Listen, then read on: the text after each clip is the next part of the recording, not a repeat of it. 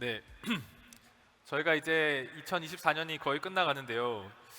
올 하반기에 여기 우리가 뭐 동영상 컨텐츠들을 다들 많이 보실 텐데 가장 핫했던 컨텐츠 쇼츠에서 저의 쇼츠에도 엄청나게 많이 떴던 그 컨텐츠가 바로 흑백 요리사가 아니었을까 싶습니다. 그래서 이제 이 오늘 주제가 탐험의 맛이라고 하는데 이제 흑백 요리사를 보면 이렇게 눈을 가리고 맛을 느끼고 하는 그런 장면들이 굉장히 흥미진진했었고 저도 재밌게 봤었는데요. 근데 이 과학 연구 또한 이렇게 뭔가 맛있는 음식을 먹는 것과 좀 비슷한 그런 결이 있는 것 같습니다. 그래서 과학자들이 이 지금 보신 것처럼 탐험을 수의 세계도 탐험하시고 우주의 세계도 탐험하시고 다양한 세계를 탐험하는데 마치 음식마다 서로 다른 맛을 내는 것처럼 연구마다 또 다른 맛이 있고 그리고 그 각각의 맛에 우리 중독된 사람들이 여기 계신 우리 과학 탐험가, 수학 탐험가들이 아닐까 하고 저는 생각하는데요. 이 여러분들도 다 좋아하시는 최애 음식 있으시죠? 예, 저도 뭐 닭도리탕, 뭐 곱창 뭐 이런 거 좋아하는데 그 각자가 좋아하는 최애 음식이 다른 것처럼 여기 계신 탐험가분들이 좋아하시는 최애 음식 그리고 왜 어떤 맛 때문에 그 음식이 최애 음식이 되었는지 이 과학 탐험이라고 하는 관점에서 같이 얘기를 나눠보는 순서를 가지겠습니다. 그래서 대담의 첫 번째 주제를 대해서 본격적으로 얘기를 나눠보겠습니다. 만약에 연구가 하나의 탐험이라고 했을 때 본인이 먹어본 가장 맛있는 탐험이 어떤 탐험이었을지에 대해서 먼저 안진호 탐험가님의 말씀을 청해서 들어보도록 하겠습니다. 예, 언제가 가장 맛깔스러운 탐험의 순간이셨나요? 맛깔스러운 탐험은 한 10년 전에 제가 남극에 아까 제가 강연 자료에 보여드렸던 엘리펀트 모레인 지역을 갔을 때였습니다. 그때 저희가 보통 12월, 1월 달에 가면 거기가 여름이거든요. 제일 따뜻할 때인데 그 현장에 도착했을 때 한 낮 시간인데 따뜻할 때 영하 25도였어요. 근데 바람이 부니까 체감 온도가 한 영하 50도가 됐고 블루아이스 지역이라서 굉장히 푸른데 거기에 눈발이 날리고 있었습니다. 근데 엘리펀트 모레인이라는 거는 엘리펀트는 이제 코끼리란 뜻이죠. 모레인은 빙하가 끌고 온 자갈 같은 걸 말하는 건데요. 신기하게도 거기는 자갈이 있는데 그 큰 산이라든지 그런 게 안 보이고요. 그냥 자갈만 보였어요. 그러니까 사실은 그 하부에 암석이 있어서 이렇게 상승 흐름이 생기면서 만들어진 거라고 보는데 마치 거기를 딱 보는데 외계 혹성에 간 것 같았어요. 예. 너무 그 느낌이 신기해 갖고 아마 그 탐험이 제가 경험한 제일 맛있는 탐험이 아니었을까 생각합니다. 네, 말씀을 들어보니까 저도 사실 제 인생 버킷리스트 중에 남극에 한번 가보는 게 있는데 진짜 꼭 가보고 싶다는 생각이 더 강하게 드는 것 같습니다.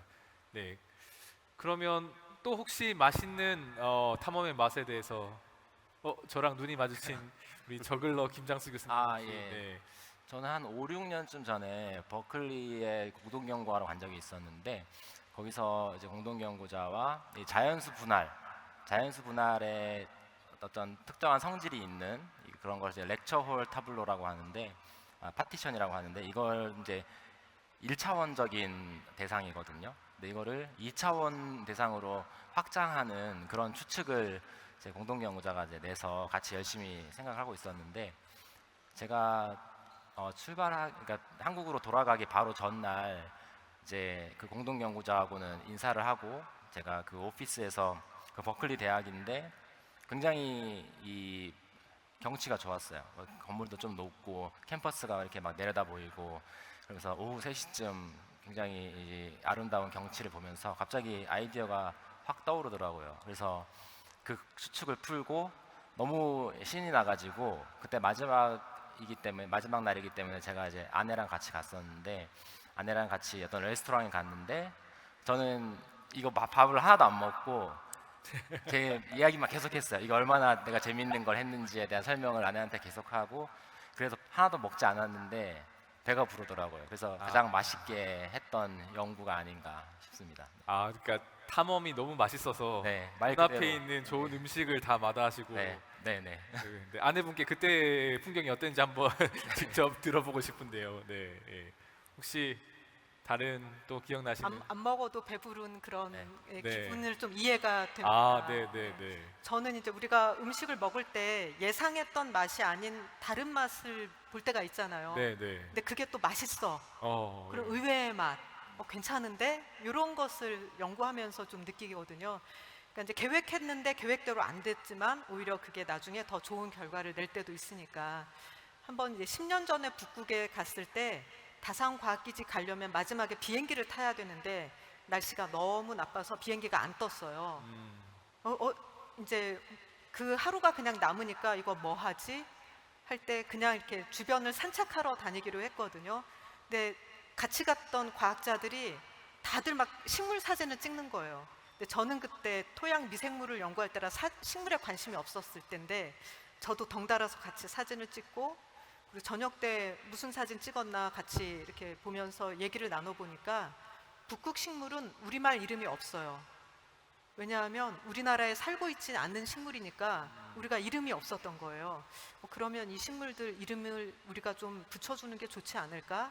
나중에 연구할 분들을 위해서 그래서 열심히 식물 이름도 붙이고 또 데이터도 모으고 해가지고 책을 아예 만들었어요. 와. 네네. 와. 그래서 이제 북극 식물 도감 이런 책을 만들면서 보면 이렇게 네네. 그래서 그러니까 계획했던 것이 안 되면서 오히려 북극 식물 책을 쓸 수 있는 기회가 생겨서 이런 게 참 의외의 맛이었다고 생각합니다. 아, 그러니까 예상하지 못했는데 자, 의외의 맛. 아까 안진호 교수님의 강연에서 그 꽃 이야기 하는데 정말 이름을 불러 주어서 꽃이 된 또 그런 연결점이 생긴 것 같습니다. 혹시 뭐 또 자유롭게 떠오르시는 예, 뭐 네. 지금 김장수 교수님 말씀을 듣고 제가 생각나는 게 하나 있어서 말씀을 드리면 옛날에 한스 베데가 여자친구랑 이렇게 석양을 바라보는 때가 있었대요. 아마 이 스토리를 아시는 분들이 있을 텐데 석양을 바라보면서 이제 그 한스 베데의 여자친구가 석양이 정말 아름답네요. 그러니까 한스 베데가 뭐라고 답을 했냐면 저 태양이 저렇게 왜 아름답게 빛나는지를 아는 사람은 이 세상에 나밖에 없다. 이런 얘기를 했대요. 여기는 남학생들 그렇게 대답하면 안 돼요. 그 정도는 알겠죠. 예, 그래서 아마 한스 베데 그 스토리는 아마 그 거짓말인 걸로 판명이 났는데 그런 경험들이 있는 것 같아요. 그러니까 제가 이제 가상입자, 태양에서 발생하는 가상입자를 어떻게 검출하실 것인가라는 그 고민을 하다가 그 가상입자가 어떤 굉장히 특정한 패턴을 만들어내는 경우를 본 적이 있어요. 근데 그거를 이 세상에서 나밖에 모르지 않을까 하는 그 순간이 있었는데 그런 순간들이 아마 연구자들한테는 있었지 않을까. 그런 기억들은 굉장히 어떻게 보면은 소중한 기억이라고 생각을 합니다. 예. 네. 그러니까 과학자 탐험가들이 원래 존재하던 지식을 배우는 게 아니라 새로운 걸 발견하는 사람, 진짜 탐험을 하는 사람이니까 그 탐험에 한번 맛을 들리면 이게 빠져나오기 쉽지 않은 것 같아요. 그래서 저도 특히 여기 학창 시절에 중학교 때 정말 게임을 많이 했거든요.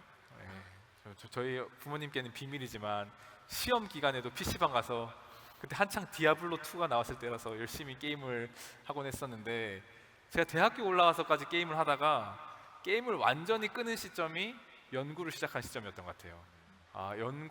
제가 그렇게 좋아하던 중독돼 있던 게임보다 연구가 훨씬 재밌어서 지금도 여전히 세상에서 제일 재밌는 게 연구이고 다른 그 탐험가들을 봐도 얘기를 나눠봐도 비슷하게 얘기하시는 분들이 많은 것 같습니다. 그래서 각자가 즐기는 맛은 다르지만 모두 다 그 맛에 빠져 산다는 점에서는 좀 비슷하다는 생각이 드는데요. 자연스럽게 그 다음 대담 주제로 넘어가 보도록 하겠습니다. 두 번째로 얘기해보고 싶은 주제는 함께하는 탐험입니다. 그래서 많은 분들이 과학자 혹은 수학자 하면 잘못 이렇게 생각하시는 게 어디 골방에 처박혀가지고 이렇게 매드 사이언티스트처럼 머리 폭발해 있고 막 체크무늬 남아 있고 막 혼자서 이렇게 막 뭔가를 씨름하고 있을 것 같은데 그렇게 해서는 사실은 좋은 탐험가가 되기 힘들죠. 왜냐하면 탐험도 생각해보세요. 탐험은 항상 팀이 있잖아요. 탐험대가 있잖아요. 우리 연구라고 하는 것들도 함께 해야지 더 잘 되는 그런 본성을 지닌 일인 것 같은데 그런 경험들에 대해서 함께 해서 우리가 음식도 혼자 그냥 이렇게 벽 보고 1인석에서 먹는 것보다 사랑하는 사람과 같이 이야기 나누고 같이 즐길 때 훨씬 맛있게 느껴지는 것처럼 이 과학 탐험도 그런 것 같습니다. 그런 경험들에 대해서 좀 나눠주시면 좋겠습니다. 네, 혹시 또 저랑 눈이 마주친 김정수 교수님. 네, 제가 아까 전에 말씀드린 것도 이제 공동 연구를 말씀드렸기 때문에 좀 이어지는 이야기일 수 있을 것 같은데요. 수학이 아까 뭐 골방에서 하는 그런 이미지로 생각하실 수도 있는데요. 요즘 수학자들은 혼자 연구하는 사람보다 협동해서 공동 연구하는 사람이 훨씬 많습니다.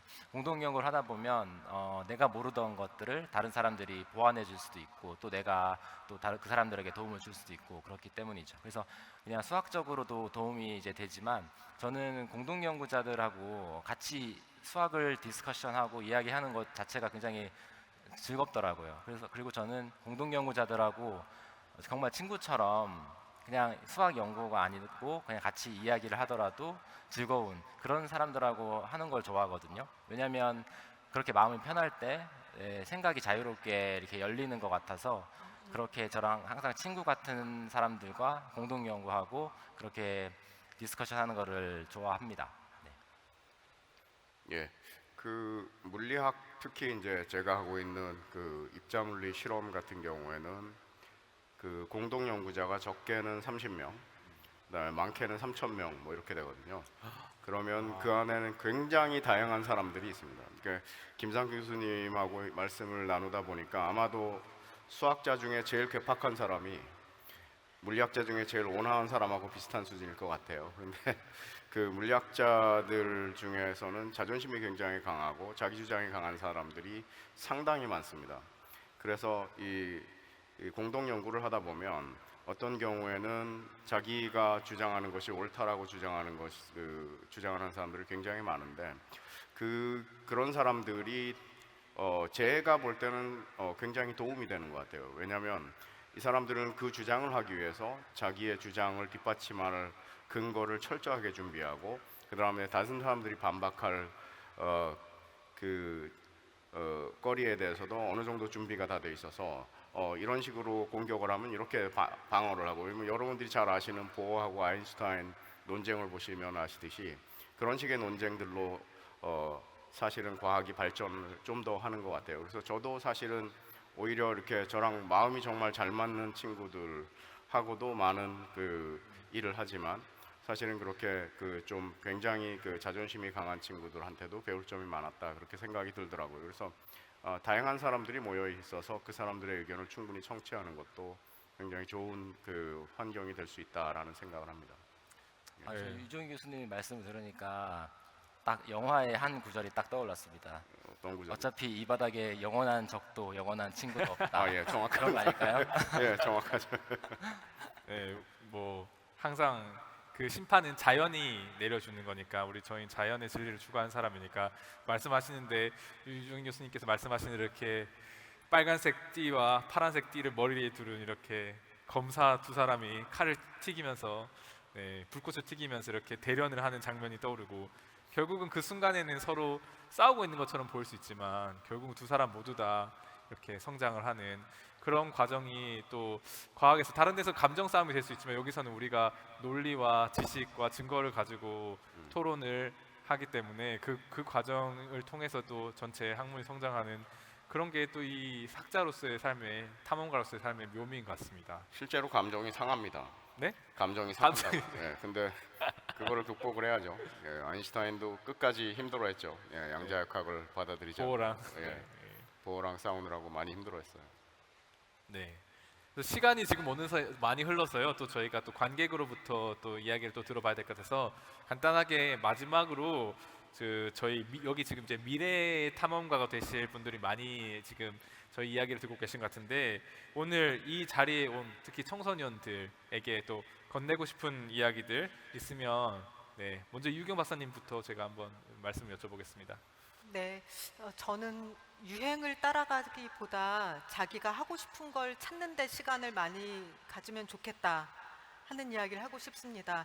요즘은 학생들이 다 의학학 쪽으로 우르르 몰려가고 있잖아요. 그런 곳은 사실 경쟁이 되게 많거든요. 근데 그러기보다는 자기가 정말 좋아하는 게 뭔지를 좀 찾는 시간을 가지면 좋겠습니다.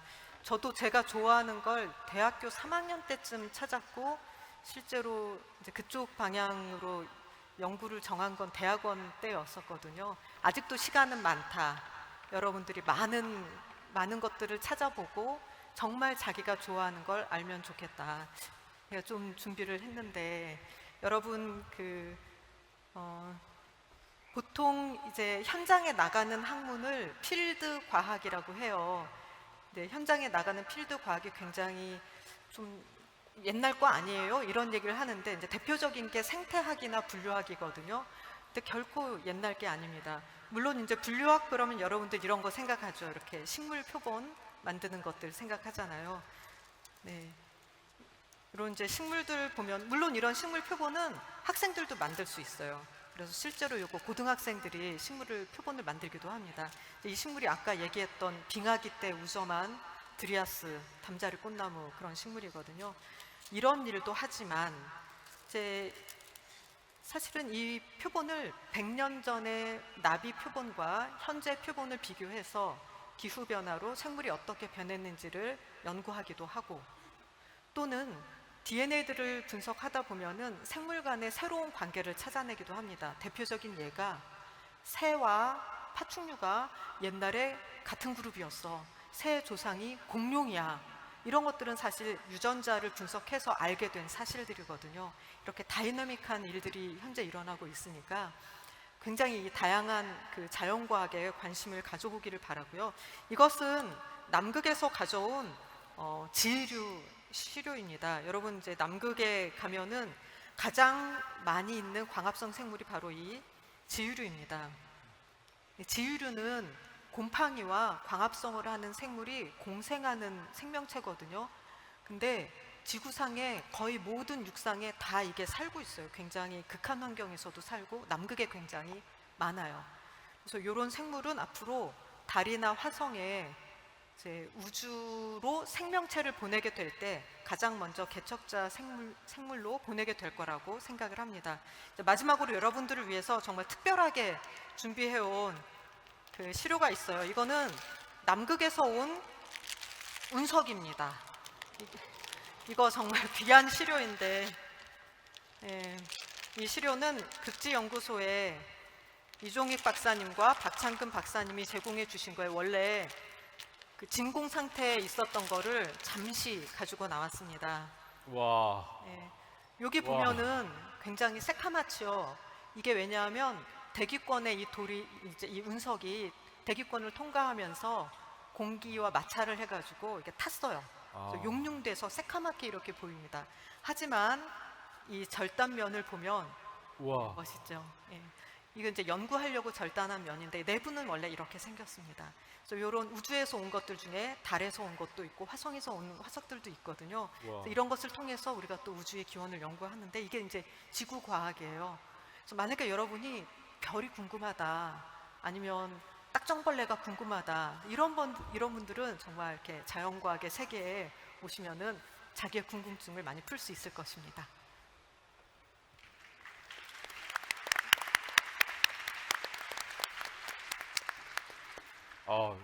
운석을 저렇게 가까이서 보는 건 저도 태어나서 처음인 것 같습니다. 네, 그 다른 탐험가 분들께서도 간단하게 시간 관계상 짧게 여기 오늘 참가해주신 이 참가자분들께 한 마디씩 해주시면 감사하겠습니다. 순서대로 저희. 네. 저는 일단 수학을 공부하는 친구들한테 이야기를 해주고 싶은데요. 우리가 초, 중, 고, 그리고 대학교까지 계속 가면서 수학을 공부하는데 초등학교 때 처음 배운 개념들 생각해 보면 더하기, 빼기 비교적 쉽게 받아들이셨을 거예요.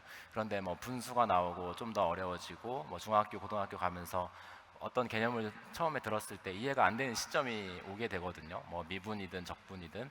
근데 저는 나중에 와서 생각해 보니까 수학이라는 것이 한번 딱 들었을 때 바로 이해가 되거나 되지 않거나 이해했다 못했다로 이렇게 0, 1로 나눌 수 있는 게 아니라는 걸 깨달았어요. 그러니까 이해하고 있는 것에 대한 정도가 연속적인 거거든요. 그러니까 내가 그냥 이걸 이해했다 못했다 두 가지로만 나누지 마시고 잘 모르겠지만 계속해서 학습하다 보면 이해도가 점점점 올라가는 거예요. 그래서 더 높은 수준의 이해를 하게 되는 거죠. 그래서 여러분들도 중학교 때 어려웠던 개념이 고등학교 와서 다시 돌아봤을 때는 좀 더 쉽게 받아들여질 수 있는 경우가 있잖아요. 그만큼 여러분의 이해도가 높아졌다는 거거든요. 그러니까 새로운 개념이 왔을 때 이해 안 된다고 했을 때 그거는 너무나도 당연한 거예요. 그거를 계속 학습하다 보면 여러분의 이해도가 연속적으로 점점 늘어날 겁니다. 그러니까 그런 것을 너무 두려워하지 마시고 계속 반복해서 학습하시면 수학을 재미있게 이해할 수 있는 날이 올 거라고 생각합니다. 네.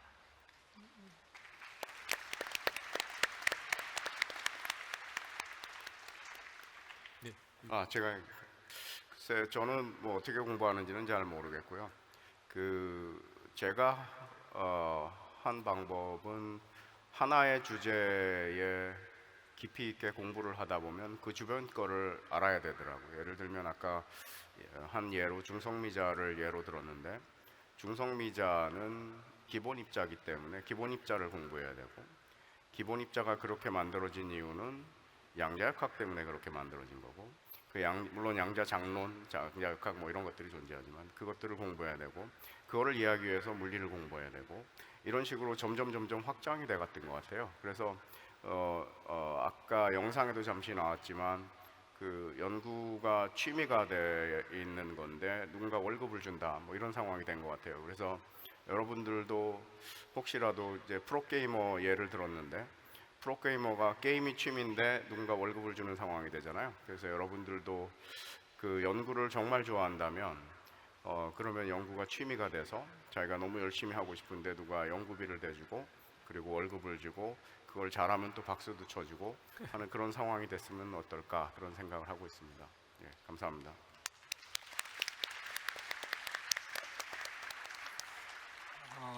저는 지구과학 분야에 있어서 좀 지구과학 분야를 말씀드리고 싶은데 여러분들이 하늘, 바다, 땅 주변에 보이는 것이 다 저희 이제 연구 대상이 되거든요. 근데 그 연구하는 방법적인 면에서는 물리, 화학, 생물학적 지식을 또 필요로 합니다. 그래서 여러분 중에 가장 똑똑하신 분이 있으면 그분들은 지구과학을 해야 돼요. 아니, 예. 근데 다 할 수는 없잖아요. 그래서 좋아하는 것을 하되 좀 이렇게 마음의 문을 열어두고 다른 분야도 같이 공부를 하면 좋겠다는 생각이 듭니다. 예를 들어서 저는 고등학교 때, 중고등학교 때까지 물리가 제일 좋았어요. 근데 물리학을 안 하게 된 이유가 뭐냐? 물리를 잘하는 애들이 너무 많아서 주눅이 들어서 못했어요.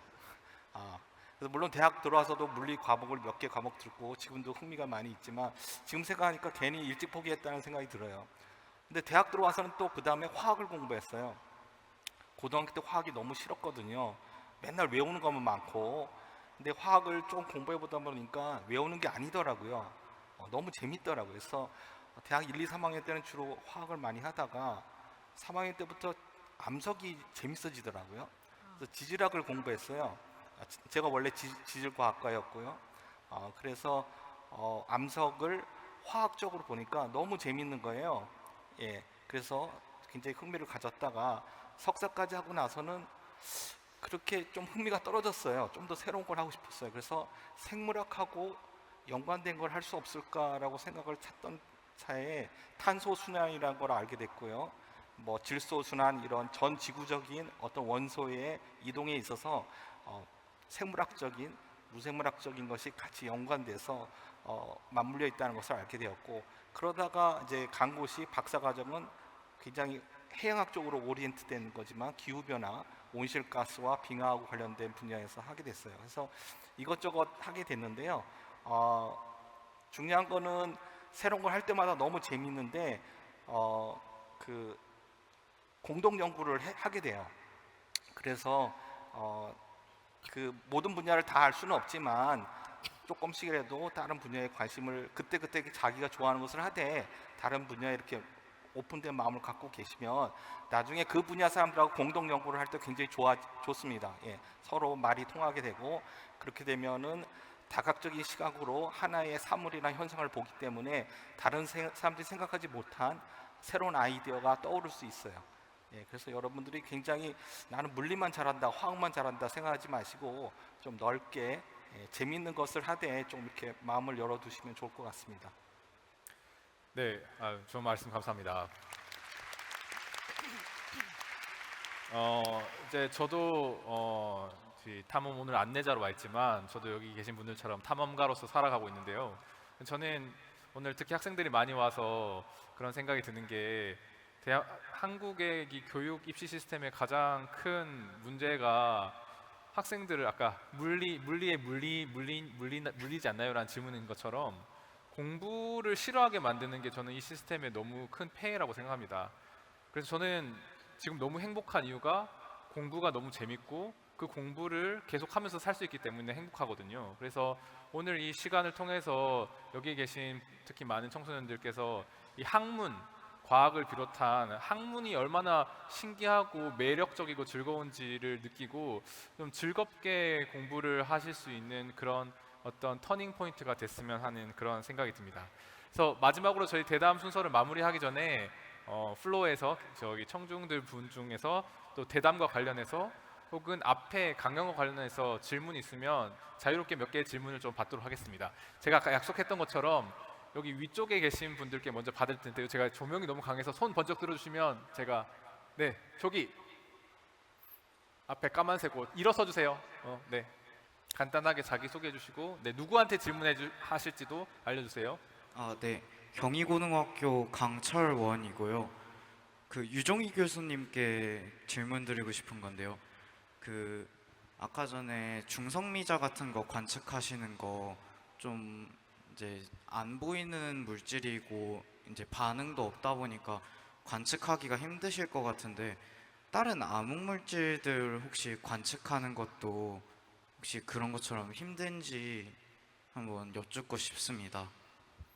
예, 이거는 물리 질문인데 그 사실은 제가 암흑물질 그 탐색을 한 20년 정도를 했었어요. 근데 암흑에너지와 암흑물질에 대한 질문들이 굉장히 많은데 암흑물질은 우주를 이렇게 끌어당기는 힘을 준다고 생각되는 어떤 물질, 그 다음에 암흑에너지는 우주를 밀어붙인다고 생각하는 그 어떤 그 에너지, 그렇게 이야기를 하거든요. 근데 물리학자들은 모른다는 얘기를 하는 걸 굉장히 싫어해요. 그래서 거기에다 암흑자를 붙여가지고 이거 물질 우리가 모르는 게 아니라 우리가 못 발견한 암흑 물질이다 이렇게 부르는 거거든요. 근데 이 암흑 물질을 탐색하는 것은 중성미자보다도 어렵습니다. 그래서 아직까지는 암흑 물질이 중력적으로 그 우리 은하를 이렇게 묶어준다는 것은 정확하게 알고 있는데 이것이 과연 물질이 그거를 중력적으로 묶어주는지 아니면 다른 현상이 있는지는 전혀 알지 못하는 그런 상황이에요. 예, 거기까지가 아마 그 지금 물리학의 한계인 상황입니다. 그래서 여러분 질문하신 학생이 나중에 물리학 전공을 해서 암흑물질을 발견하게 되면 그러면 대단한 발견이 될 거예요. 우주의 물질의 80% 그것이 암흑물질로 되어 있다라고 지금 생각을 하고 있습니다. 예. 네, 감사합니다. 네 그다음 저쪽에 지금 네 손 번쩍 들어준 친구 저 일어나 보세요. 네 일어나세요. 네 맞아요. 예. 안녕하세요. 저 예산고등학교 이유찬이라고 하는데요. 저 5분한테 다 질문 드리고 싶은데 그 진로 혹시 어떻게 정하셨는지 여쭤봐도 될까요? 혹시 사실 선생님께서, 저도 예. 물리학 하고 싶었는데 물리학은 천재성이 필요하다는 걸 깨닫고 생물학을 하게 되었습니다. 근데 와서 보니까 저에게 잘 맞았습니다. 네. 저는 처음부터 수학하려고 했습니다. 수학이 그 증명이라든지 이런 굉장히 명료하게 설명하는 것이 뭔가 참이라는 것을 아예 증명해버릴 수 있다는 것이 너무 신기했고 그래서 중학교 때부터 저는 수학자를 해야겠다는 생각이 확고했고 지금까지 그 길을 걷고 있습니다. 네. 죄송합니다. 저는 원래는 그 태권도장을 하고 싶었어요. 태권도장을 하고 싶어서 굉장히 운동을 열심히 했는데 지금은 안 그렇게 보이잖아요. 근데 저도 나름대로 날씬했던 시절이 있었습니다. 근데 그러다가 생각이 바뀐 게 이 태권도장 가지고는 힘들겠다. 영화 감독을 해야겠다. 그래서 영화 감독을 하려고 한동안 이제 그 굉장히 그 영화를 막 분석해서 보고 뭐 이런 짓을 한 적이 있어요. 그러다 보니까 뭐 어떻게 하다 보니까 대학원을 들어와서 그 뭐 중성미자 연구를 쭉 하게 됐는데 지금도 저는 은퇴하면 영화 감독을 하려고 생각을 하고 있는데 아직은 모르겠어요. 그래서 아까 저기 카메라 장비들 막 사진 찍고 이거 얼마나 하냐고 물어보고 다니고 그랬는데 그 어릴 적 꿈을 놓치지 말라고 얘기한 건 바로 이런 걸 얘기한 거예요. 여러분들이 어릴 적 꿈을 가지고 있고 그다음에 물리가 재밌어서 지금은 물리를 취미 활동으로 하고 있지만 좀 더 가치 있는 일을 할 수도 있지 않을까라는 생각을 하고 있기도 합니다. 예. 네. 알겠습니다. 네. 저는 여기 체육관이 굉장히 감회가 새로운데 예전에는 그 서울대 그 원서 접수 낼 때 여기서 받았어요. 그래서 딱 마감 시간이 되면 문을 닫고 그 안에 들어와 있는 사람만 서류를 낼 수 있게 하고 끝냈어요. 제가 마감할 때까지 다 기다렸는데 경쟁률 제일 낮은 데를 찍었거든요. 제가 정확히 맞췄습니다. 저희 과를 맞췄는데 저는 자연과학 무슨 분야를 해도 상관없다, 뭘 해도 재밌을 것 같다는 생각으로 경쟁률 보고 그냥 찍었습니다. 근데 굉장히 행복했고요. 뭐 잘못된 판단이었다고 생각하지는 않습니다. 네, 진로를 어떻게 결정했냐 그 순간도 있을 텐데 저는 이제 대학에 이렇게 진학하고 나서도 저는 사실은 기자가 될 생각도 했었고 작가가 될 생각도 했었고 아니면 뭐 로스쿨을 갈까 이런 생각들을 많이 했었는데 진로 고민을 하다가 결국 지금 이 자리까지 오게 된 거는 여전히 연구가 가장 재밌기 때문에 이 길을 걸어가고 있는 것 같습니다. 그래서 하나의 질문에 지금 5분의 탐험가들의 다 대답을 듣고 어떤 생각이 있으실지 모르겠지만 아무튼 잘 리플렉션 하셔서 또 좋은 진로 선택하시기 바랍니다. 그러면 또 질문 더 받아보도록 하겠습니다. 네. 저기 제일 끝에 지금 눈 맞췄죠? 손 목도리 뒤로 돌아본 친구 일어서세요. 네, 일어서세요. 용호고등학교 조은수입니다. 네. 그 눈이 근데 안진호 탐험가님, 남극 탐험가님께 질문하는 건가요? 네. 네. 그 남극은 대륙에 눈이 쌓여가지고 생성되는 건데 북극은 그러면 빙하가 어떻게 생성되는 건지. 이유교 박사님한테. 네, 북극에 2가지 종류의 빙하가 있습니다. 바다에 있는 해빙 그리고 육지에 있는 육지 빙하가 있어요. 육지 빙하는 남극과 마찬가지로 눈이 쌓이고 녹지 않아서 만들어지고 바다에 있는 해빙은 바닷물이 얼면서 만들어집니다. 근데 바닷물이 얼 때 소금기는 빠져요. 그래서 얼음 자체는 담수입니다. 감사합니다. 네. 자, 저기 뒤쪽에 맞아요. 지금. 네.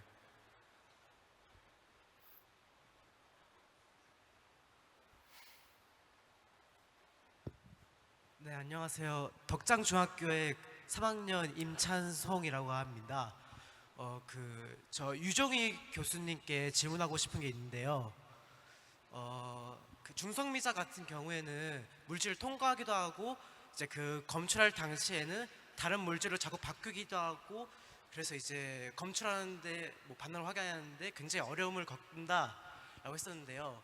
만약에 우주에서 같은 경우에는 별에서 생성된 중성미자가 이제 그 우주의 초고진공 상태에서도 이제 상태가 계속 변하는지 혹은 이게 계속 유지될 수 있는지 만약에 유지되지 않는다면은 그 이유가 초고진공 상태에서 발생하는 에너지 때문인지 그런 게 좀 궁금합니다.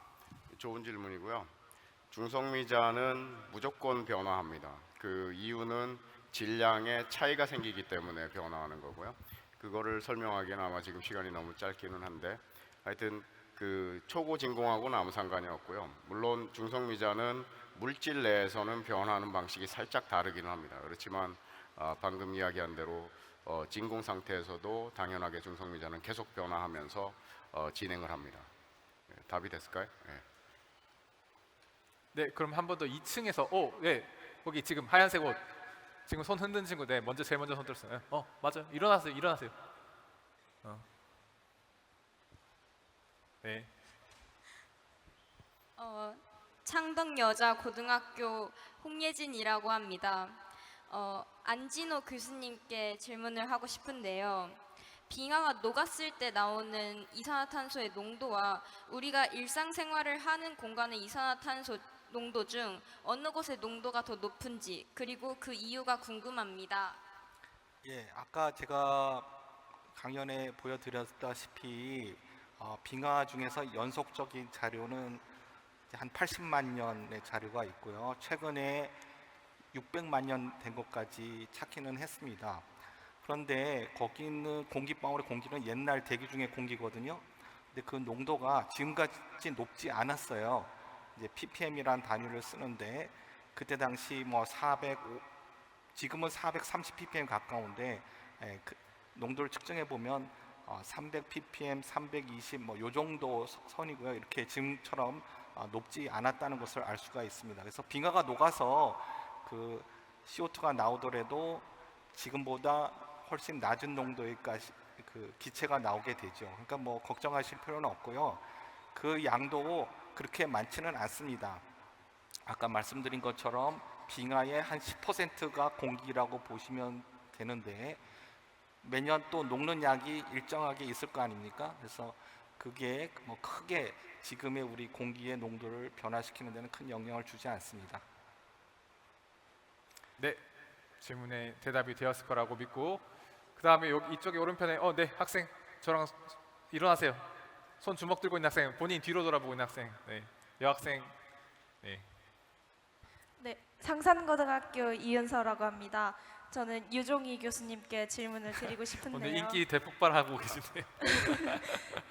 그 중성미자 관축소가 일본은 원통형 모양의 그 내부에 뭔가 센서들이 많이 달려 있고 북극은 이제 육각형 육각 기둥 모양의 줄로 광섬유를 이렇게 달았다고 생각 들었는데 그 저희 나라에서 그 만들려고 하는 거는 약간 구 모양이 있고 원통형인 모양이잖아요. 그런 모양이 중성 미자 관측에 대해서 어떤 영향을 미치는지 아니면 왜 모양을 다르게 설계를 했는지 묻고 싶습니다.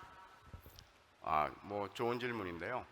그 사실은 남극에 있는 그 검출기는 그 방법이 아니면은 짓기가 굉장히 어려워요. 그러니까 1km나 되는 공간을 PMT 그 광 센서로 이렇게 둘러싼다는 것은 돈이 너무 비싸기도 하고, 그 다음에 그렇게 그 지었음으로 해서 사실은 고에너지의 중성미자를 보겠다는 그 목표가 분명했고요. 그다음에 우리나라에 짓는 검출기를 굳이 원통형으로 해서 만드는 이유는 그 기술적인 이유가 있어요. 일단은 원통형으로 땅을 파는 것이 제일 싸고요. 그 다음에 지하 1km에 그렇게 큰 원통형이 파지게 되면 그 자체로가 굉장히 위험한 상황이에요. 왜냐하면 이게 붕괴될 가능성이 있잖아요. 그래서 그것을 엔지니어링 할 때 원통형으로 파는 것이 가장 안전하다는 결과가 있어서 그래서 그렇게 설계를 한 것이에요. 그리고 사실은 이제 터널 파듯이 이렇게 터널 모양으로 짓는 경우도 있습니다. 예, 그렇지만 현재 디자인으로서는 그 원통형이 가장 저렴하게 지을 수 있는 방법이고요.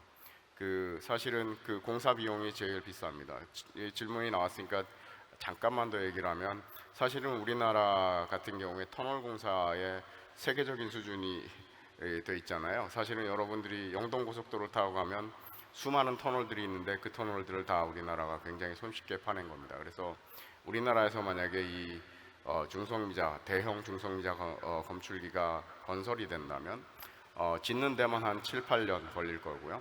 실제로 데이터를 받는데 그 이후로 한 10년 정도 데이터를 받아야지만이 우리가 우주의 비밀을 파헤칠 수가 있는 거거든요. 그러니까 결국은 여러분들을 위해서 짓고 싶다라는 그런 계획을 만든 거예요. 그래서 선진국이 사실은 우리가 만약에 선진국이 아니라면 이런 질문들이 가능하죠. 그거 알아서 뭐 하려고 그러냐, 그렇죠? 그거 우주의 비밀을 알아서 뭐 하게 이럴 거잖아요. 근데 선진국의 장점은 뭐냐면 듣고 보기에 하등에 쓸모없어 보이는, 그죠? 이런 것을 알고 싶어하고, 그 다음에 우주가 과연 우리가 왜 존재하는가에 대한 질문에 답하려고 노력하는 그런 분야에 집중을 할 수 있다는 것이 굉장히 중요한 것이고요. 거기에 관심을 갖는 사람들이 많아지면 많아질수록 우리는 정말로 지적인 선진국이 될 수도 있는 거겠죠. 예. 네, 교수님. 이제 시간 관계상 마지막으로 딱 한 개만 받도록 하겠습니다. 자, 그러면 제가 하나, 둘, 셋 하면 제일 먼저 일어나는 친구에게 기회를 주겠습니다. 하나, 둘, 셋. 저기 친구, 앞에 친구. 네, 네, 맞아, 네, 여기 마이크. 무슨 두더지 게임에서 두더지가 튀어나오는 줄 알았습니다. 네. 무선중학교 김태우인데요. 그 김장수님에게 여쭈고 싶은데, 네. 그 수학을 포기하는 사람들, 수포자에게 어떤 말씀을 해드리고 싶은지. 아, 네. 스포자신가요, 혹시? 아, 그건 아닌데. 저는 사실 수포자라는 말 나오는 것 자체가 사람들이 얼마나 수학을 많이 하고 있느냐를 반증하는 거라고 생각하거든요. 그러니까 수포자가 생긴 이유는 이 수학 자체가 뭐 어렵다, 뭐 이게 이해하기 어렵다라는 것보다 현재 이제 초중고 학생들이 너무 많은 그 수학을 해야 되는 그 상황 때문에 그런 것 같아요. 그래서 수학이 아니라 예를 들어서 뭐 어떤 게임이라고 하더라도 여러분이 게임은 다 대부분 좋아하시잖아요. 게임을 막 지금 수학 공부하듯이 다 막 학원도 다녀야 되고 이것이 가장 뭐 대학 입시에 중요하고 이런 게 되면 게임 포기자도 저는 생길 거라고 생각하거든요. 그래서 수포자라는 것이 이 수학 자체의 문제라기보다는 이 현재 우리가 처한 이 공부를 많이 해야 되는 그 상황 때문에 생긴 게 아닌가 싶어요. 그래서 제가 수포자분들한테 하고 싶은 말은 이 수학이라는 것이 차근차근 공부해야 되는데 어쩌다 보면 이게 단계를 놓쳐가지고 수학의 특성은 그건 있는 것 같아요. 그러니까 다른 분야들은 비교적 1, 2년을 놓쳤다고 하더라도 그 다음에 새로 출발할 수 있는 그런 기회가 비교적 많이 주어지는 반면에 수학은 초반에 놓치면 뒷부분에 따라잡기가 정말 어려워지는 거잖아요.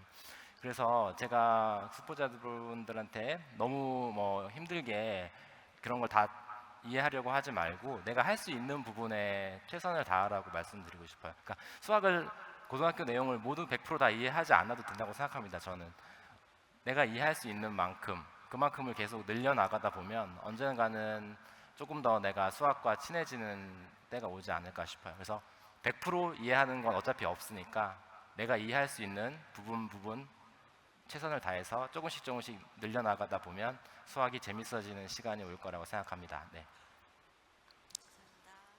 네. 저희가 아쉽지만 시간이 너무 많이 흘러서 이제 대담을 마무리해야 될 시간이 되었습니다. 그래서 오늘 탐험의 맛이라고 하는 주제를 가지고 저희가 대담을 나누어 봤는데 말하자면 여러분들이 아마 이 먹방을 시청하신 거나 다름없지 않을까. 이제 본인이 탐험을 직접 맛볼 수는 없지만 이렇게 이미 탐험의 맛을 보신 분들이 이렇게 맛있게 드시고 혹은 맛있게 먹었던 이야기를 들려주는 게 일종의 먹방이었던 것 같은데요. 저는 오늘 이 자리를 통해서 먹방을 이렇게 시청하시는 것 넘어서 여기 계신 분들 중에 많은 분들이 미래에 또 탐험가가 돼서 스스로 본인의 최애 탐험의 맛을 또 즐기고 또 심지어 중독까지 되는 그런 일이 일어나기를 기대를 해봅니다. 그러면 오늘 대담에 함께 해주신 탐험가분들께 다시 한번 큰 박수 부탁드리겠습니다. 탐험가분들 일어나셔서 이제 퇴장해 주시면 됩니다. 네.